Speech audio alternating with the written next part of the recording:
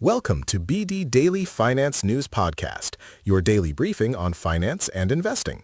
Today is 2026, April 20th, and we're talking about the oil jump that smacked both stocks and bonds, what that means for your bills, and why Bitcoin conference rallies can be a trap. I love when markets do that thing where everything goes down together. Stocks down, bonds down, my mood down. It's like the universe discovered a sell-all button. We'll keep it simple and actionable. 3 stories, then a checklist you can actually use, without pretending you can predict geopolitics. Okay, story 1. Oil jumps, markets panic. Why does one barrel of drama make my index fund act like it saw a ghost? Bloomberg's Markets Wrap described it plainly. Oil jumped, and U.S. stocks and treasuries fell after weekend turmoil in the Middle East raised doubts about peace talks. Translation: higher energy prices can push inflation expectations up, which pushes rate expectations up, which pressures both bonds and stock valuations. So it's basically like my household budget. If groceries get more expensive, I cancel fun stuff. If oil gets more expensive, the market cancels fun stuff. Exactly. And there's a second layer.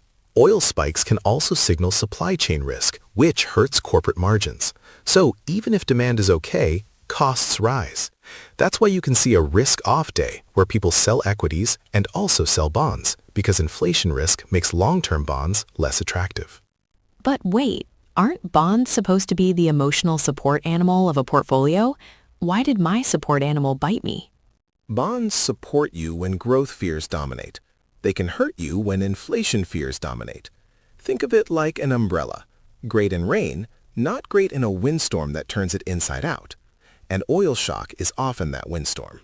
So what's the move for normal humans? Because my move is open up, stare, panic scroll. 2 moves. First, don't change a long-term plan because of a one-day headline. Second, check your risk concentration. If your portfolio is heavy in long-duration bonds and high-multiple growth stocks, you're extra sensitive to inflation and rates. A simple mitigation is a rules-based rebalance. Trim what's run up, add to what's lagged, on a schedule, not on adrenaline. Story 2. Gas prices. The New York Times literally asked why gas goes up fast and takes forever to fall. Because gas stations are emotionally unavailable? Their explanation is basically rockets and feathers. When wholesale costs rise, stations pass it through quickly to avoid selling at a loss. When costs fall, they often lower prices more slowly to rebuild margins, and because they're still selling inventory bought at higher prices. So it's like, when my rent goes up, my landlord texts me immediately. When my salary goes up, my boss needs to circle back. That's the analogy, yes. And here's the personal finance angle. Treat fuel like a volatile line item.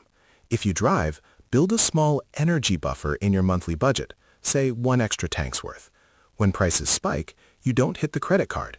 When prices fall, you keep the buffer and redirect the difference to savings or debt payoff. I hear you, but I also hear my inner voice saying, or just complain louder. Is there an investing version of the energy buffer? Yes, don't try to day trade oil. If you want resilience, think broad diversification and a modest tilt toward real assets or value, depending on your risk profile. The key is modest. Most people don't need a hero trade. They need a portfolio that survives Tuesdays. Story 3. Bitcoin. CoinDesk says Bitcoin is rallying as the flagship conference approaches, and the data shows the gains rarely last. So it's like a music festival for your portfolio. Fun before, regret after? That's the pattern. Run up into a big narrative event, then sell the news. It doesn't mean it must drop every time, but it's a known behavioral setup. Speculators position ahead of attention, then take profits when the event arrives and the marginal buyer is exhausted. Okay, but if the data says it rarely lasts, shouldn't we just short the hype and retire by lunch? No, because rarely lasts is not the same as free money. Timing is brutal, volatility is brutal, and your position sizing will betray you.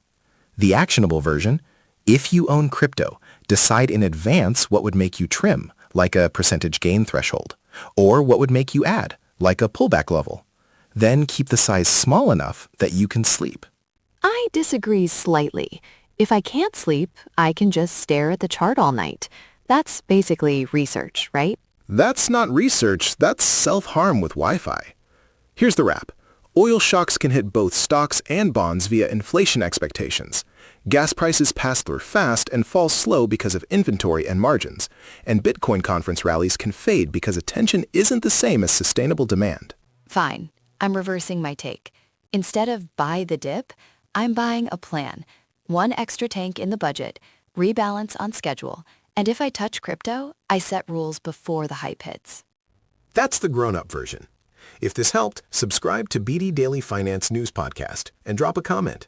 Are you adjusting spending, hedging, or doing nothing at all when oil headlines spike?